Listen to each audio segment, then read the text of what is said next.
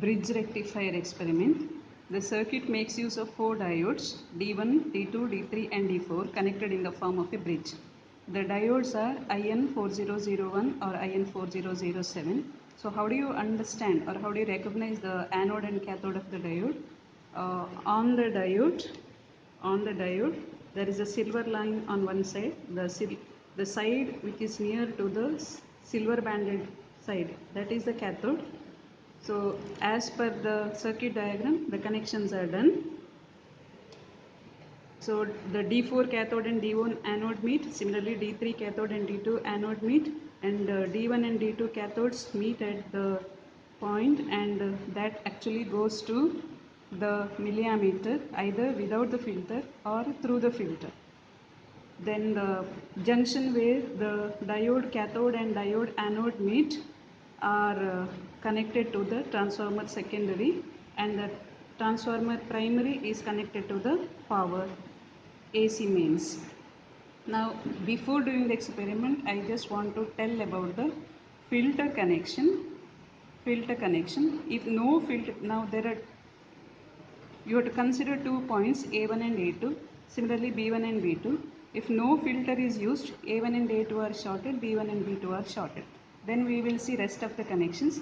From A2 milliammeter positive, then from milliammeter negative it goes to the rheostat and the multimeter junction, and then rheostat other end is connected to the voltmeter negative. It is connected to the point B1 B2 shorted, which comes to the point where the two diode anodes meet.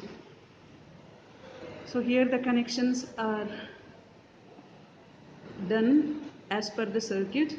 So here you can see the cathode junctions is connected to point A1, and A1 and A2 are shorted with the help of a wire, and then from A2 milliammeter positive is connected, and milliammeter negative goes to the rheostat and also to the multimeter positive, and then rheostat other end, that is from the top end of the rheostat, that is connected to the point where B1 B2 shorted, which comes to the point where the two diode anodes meet. So this is a milliammeter, so it can measure both microamps as well as milliamps, therefore it should be kept at milliamps. Then this is a multimeter, you have to measure both AC voltage and the DC voltage. So whenever you need to measure DC, keep it in DC. When you want to measure AC, keep it in AC. And in order to vary the load current, the slider on the rheostat should be moved. And when you connect the rheostat, one top terminal of the rheostat and the other bottom terminal of the rheostat should be connected. So first we will do the experiment without the filter.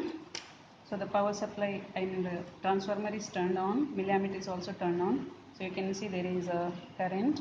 So by sliding the rheostat, vary the current, and for different currents, say let me say 50,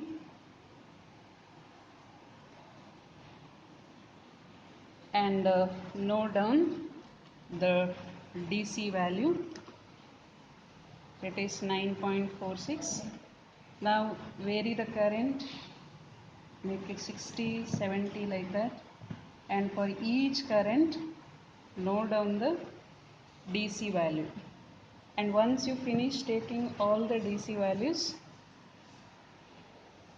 then change the multimeter to AC, and for the same currents you measure the AC value.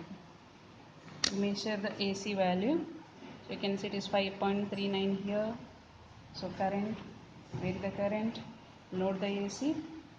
So for whichever currents you have measured DC voltage, for the same currents you measure AC voltage. So this is a circuit without the filter. Next you need to do the experiment with the filter. So you need to put the capacitor filter first with the C filter. So for connecting C filter, A1 and A2 shorted, B1 and B2 shorted, but you have to include one capacitor between the point A2 and B2 with the capacitor positive connected to the A2 point and capacitor negative connected to the B2 point. Now again measure AC voltage and DC voltage, AC voltage and DC voltage for the same currents after connecting the capacitor. Now you can see AC is 1.23 and DC is increased 13.59. So repeat this entire procedure for the same load currents which you have taken during the experiment you have done without the filter. Next part is to do LC filter. So connect an inductor and a capacitor between the points A1 A2 and B1 B2. So B1 B2 shorted only, but in order to connect inductor, open the short between A1 and A2 and connect the inductor box in such a way that one end of the inductor is connected to point A1 and the other end of the inductor is connected to point A2. And after doing that connection, measure the AC voltage and DC voltage for the same load currents. Now you can see DC is 10.34 and AC is 0.98. Okay. Again repeat the same experiment with the LC filter for all the load currents. And finally you need to do with the pi filter, that is CLC filter. So already LC filter is connected. Now in addition to this, connect one more capacitor between the point A1 and B1 with the positive end of the capacitor connected to A1 and negative terminal to B1. And now if you can see there is drastic decrease in AC 0.73 you can see, and DC has been increased. And now again repeat the same experiment for the different currents, measure AC voltage and DC voltage.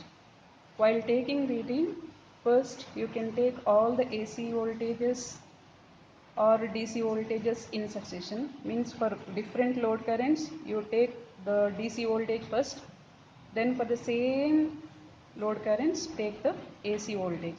So the same procedure is repeated with the capacitor filter, with the LC filter and with the CLC filter. And after completing the experiment you need to calculate the ripple factor. So ripple factor is equal to VAC by VDC. So determine the ripple factor in all the four cases for all the load currents. Then draw a graph of ripple factor versus load current, and also draw graph of DC voltage versus load current in all the four cases. And you need to determine the percentage of load regulation. Percentage of load regulation is given by V min load minus V full load divided by V full load, or V min load minus V full load divided by V min load, where V min load corresponds to the DC voltage at the minimum load current and V full load corresponds to the maximum load current. So you have to consider the DC voltage, because basically rectifier is a circuit used to convert AC signal to DC signal. And before taking down the AC voltages and DC voltages, you need to measure the transformer secondary voltage, that is the AC voltage. So connect the multimeter across the transformer secondary to measure AC voltage. That gives that is nothing but the transformer output voltage.